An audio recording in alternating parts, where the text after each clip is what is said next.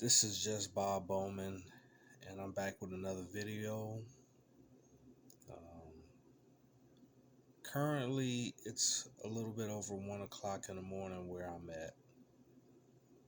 I've been having a hard time sleeping, and I had a lot on my mind, and I decided that it would be good for me to just do this video, get some things off my chest, be honest about my experience, my personal experience. This may help somebody out that's finding themselves in a similar situation as myself. What I want to talk about today is the reason why I decided to leave Christianity as a religion and why I no longer consider myself any type of minister, even though I believe in the Bible and I believe in the Most High, and what made me come to this decision. All right, just a little bit about myself. Um, I was always drawn to church, even as a child. Like when I was 7 years old, this is back in 1989, back when I was 7 years old, I used to go to church by myself, outside of my family, outside of the household that I lived in. Um, Now that I'm older, I realized that I was searching for some stability that I wasn't finding in the household that I was living in. And that's not a shot at either one of my parents. Sometimes things just happen the way that they do. And so I learned a lot about Jesus and God and the Bible. And,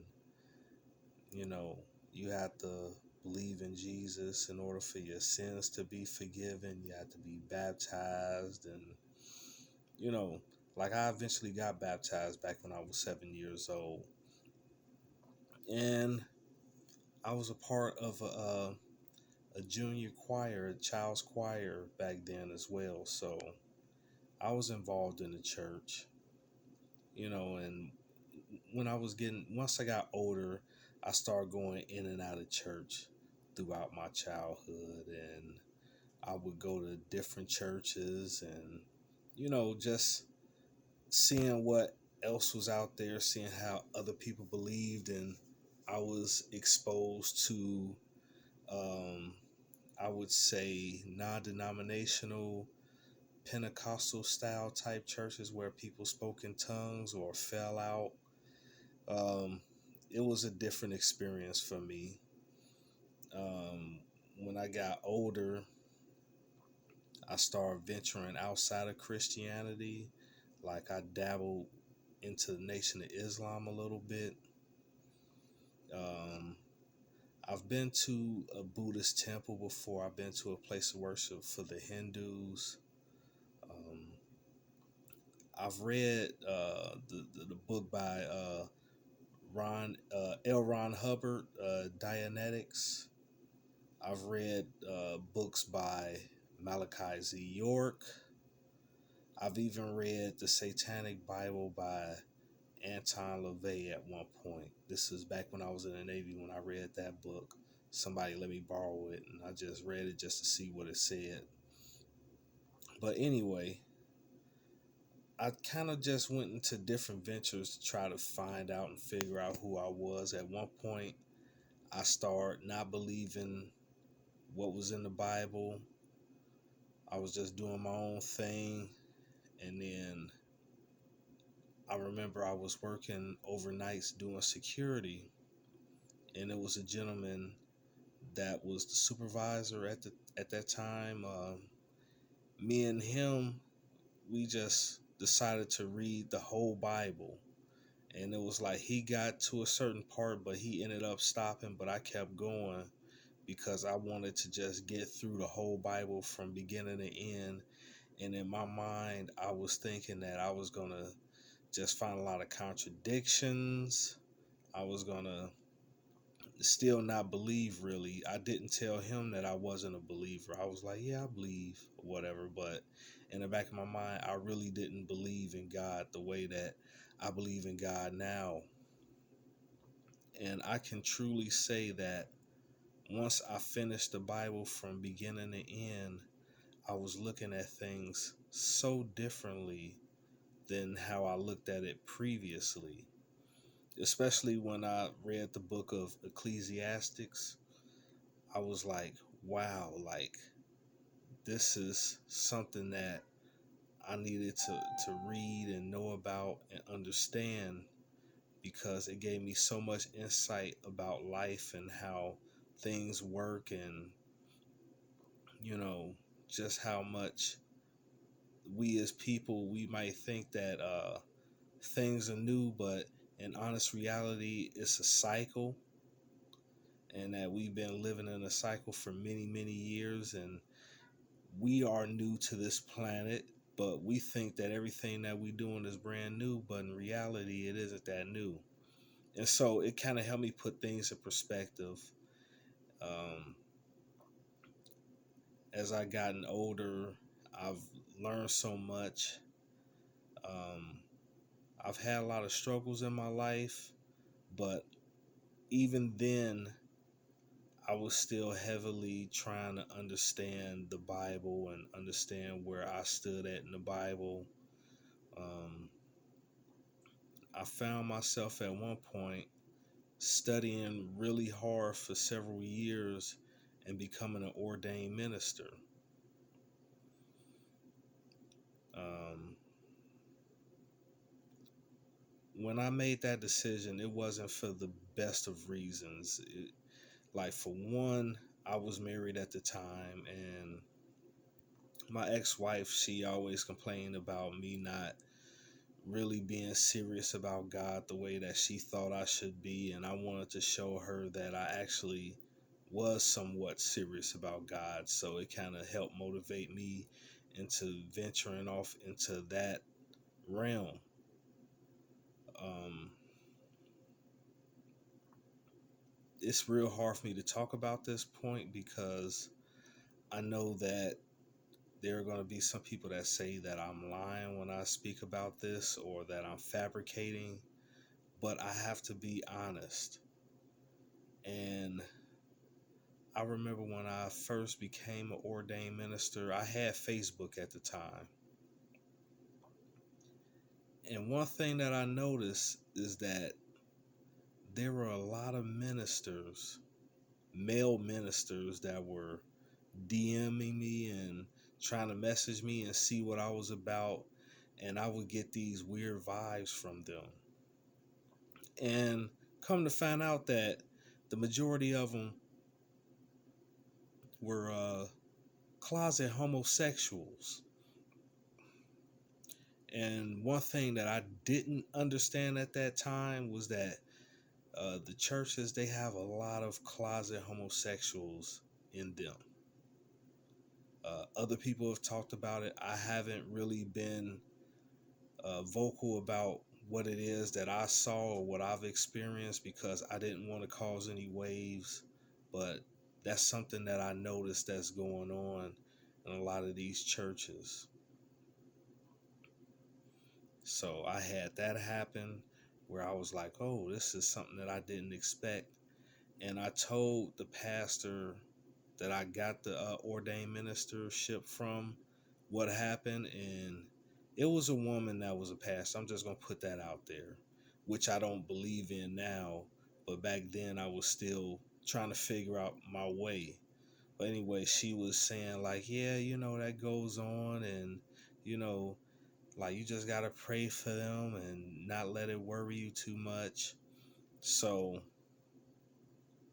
I did my best to ignore it. Um, as far as her, I don't want to put anybody's name out here or anybody's business, but me and some other family members were going to her house, which she was using as a church, and there was other members there as well. Like at the height of it, I would say about 15 people were listening to her. And I learned so much about the Bible while studying with her. Like so much more than what I knew previously. Like I learned about Psalms 119 and the Aleph Bet that's in there and what those words mean.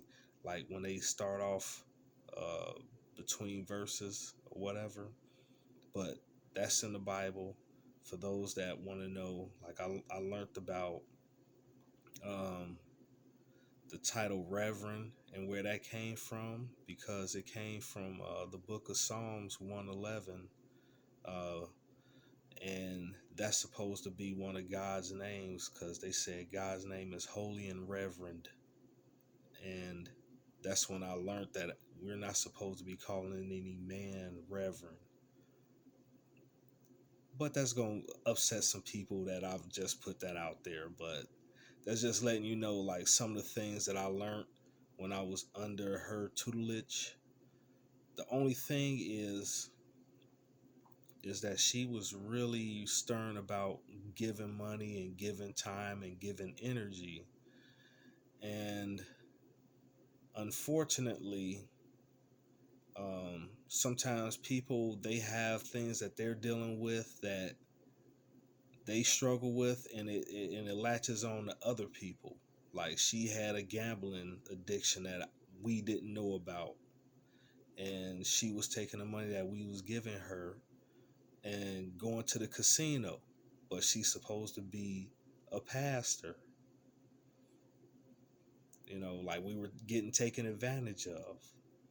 It happens, and as a man, I have to take responsibility for allowing that to happen to me because there were times where I was just getting really bad energy, bad vibes from the situation, but I didn't say anything because I didn't want to ruffle any feathers.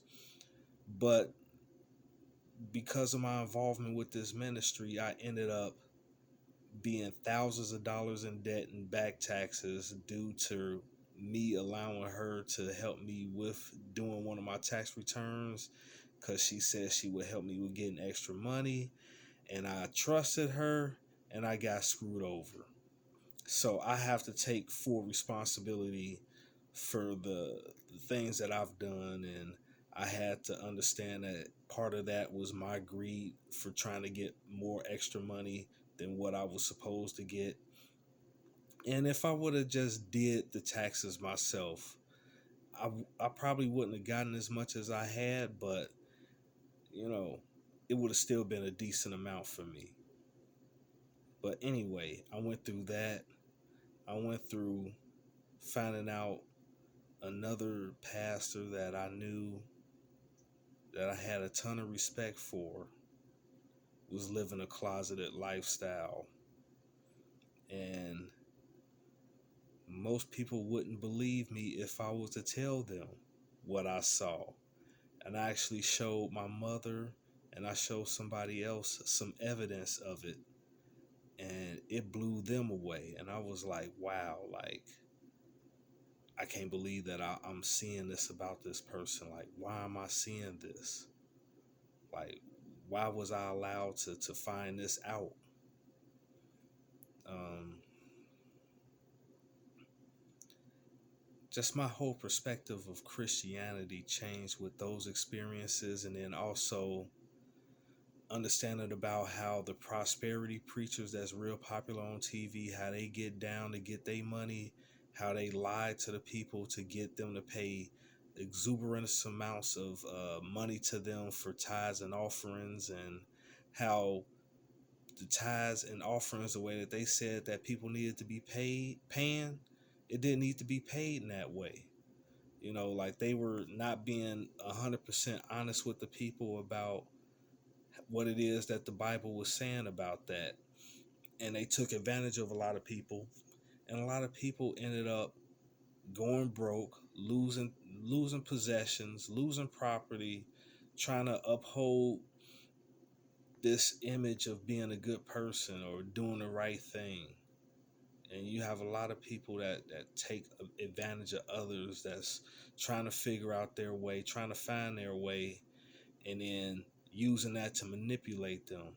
A lot of these people probably have messed up passes that they're trying to overcome, and these people can sense it and they use it against them, and they take their money from them. But then when that person is in need, they're nowhere to be found. All they tell them is, "Oh, you just need to pray and you need to have faith, and everything will work out for you." But then at the same time, they still asking this person for money. That's the game right there. And the more I start going through things like that, the more I start waking up. I got away from that church that I was talking about earlier. I tried to go to another church, but my eyes were open too much. You know what I'm saying? Like, I started seeing the contradictions from regular church to what it says in the Bible, especially about observing the Sabbath. Like, Sunday is not the Sabbath. It's Friday sunset to Saturday sunset. But these churches, they run off of the of they run off of what the Roman Catholics developed when they combined it, what's in the Bible, with paganism. And that's where you get the modern church from. Roman Catholicism. Even the Protestants, even though they were supposed to be against the Roman Catholics, they still had the same, same type of ideas of how to run a church, the same way that the Roman Catholics do. And that's the reason why the Roman Catholics still consider the Protestant churches a part of them, because they still going under that Sunday system. I don't know if I'm saying too much or if I'm saying too little, but I started seeing the hypocrisy of it. I started seeing, it was one time when I was a teenager, and this always stuck in the back of my mind.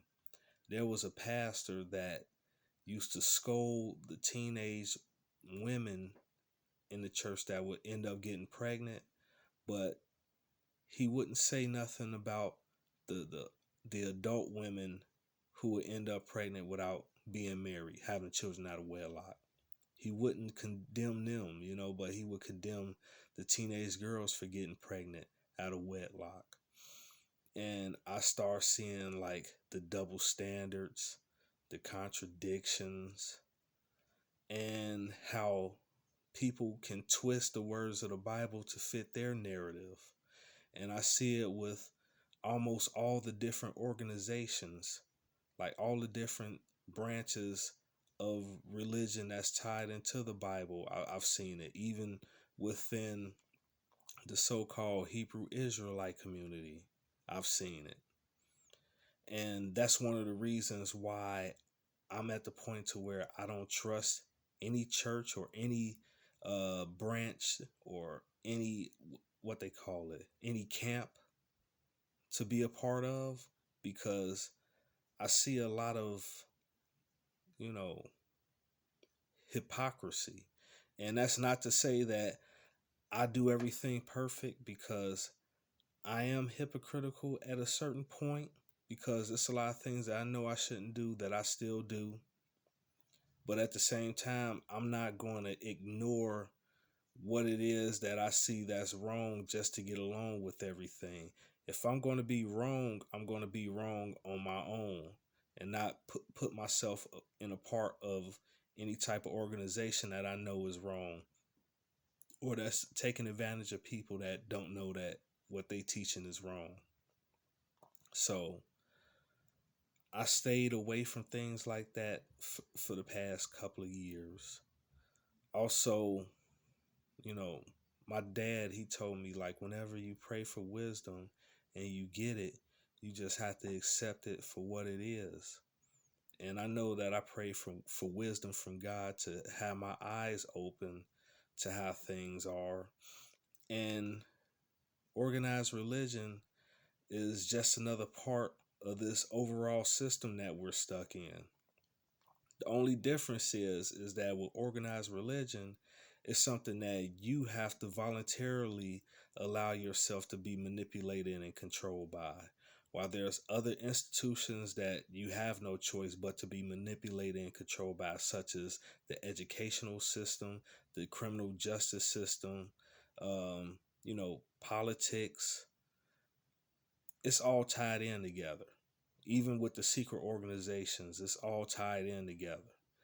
And even while I was in college, they admitted that, yeah, you have elite groups that had a secret organizations that, they plan things out for the rest of the people.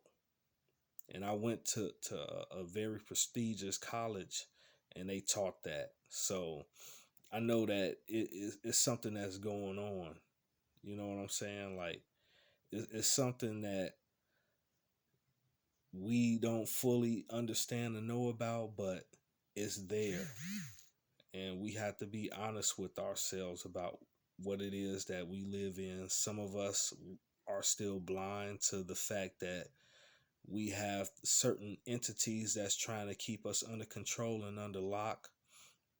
Then you have people like me that's woken up, but at the same time, I know that I can't put myself out there too much and put out too much information, because it can come back on me pretty hard. Um, like I said, like I was able to see certain things and be able to be exposed to things, and my eyes were open, and I saw how we all living under a scam. But I keep it to myself, because I know if I reveal it way too much than what I'm allowed to, that I can be destroyed at this point. And 2 years ago, when I was going through all the mess that I was going through, it almost destroyed me. It was one of the reasons why I had to get out of the city that I was living in, because I understood that I knew too much. The people knew that I knew too much, and they were looking at me as a potential threat. And also, I know that there's going to be a period of my life when I'm going to make it to a higher level than where I'm at now. And I don't want to make any waves. Like, they know who I am, even though I don't get a lot of views on YouTube, but these people know who I am. I know who they are. And I'm not trying to cause any wars at this point. I don't want to cause any wars, period. I just want to live my life regular. But at the same time, I know that me even speaking on this, I'm taking a risk. I'm taking a huge risk on having some people trying to attack me again. But this is just a little bit of what I've experienced in my life. I know that some people may say I'm lying or I'm making everything up. But like I said in a previous video, once I die and I have to go to God in judgment, like I have to deal with everything that I've said, even this video. And it's a possibility that I've made so many mistakes that I may have to burn in a lake of fire. But at the same time, I'm going to get the message out that I'm getting out right now. Because I love the Most High. I appreciate this life that I'm in. And I know that it's not easy. This is a very tough life. It's a very tough road. Some people are born into situations that's favorable to them, and some are not. And there's nothing that we can do about it. The only thing that we can do is do our best.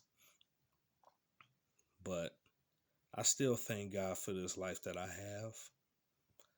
Yeah, I know that I might suffer a little bit here and there, but I'm not doing as bad as some people in poor countries. And I'm thankful to even get a chance to get this information out there. And I'm going to leave it up to you to decide whether or not I told the truth or not. But just know that a lot of these organizations are scams, especially the ones that's secret. The secret is that if you put in the hard work for yourself and don't depend on too many people, and you do the best that you can be successful. That's the secret. Well, thank you for all those that's going to be watching this video. Uh, I pray for you.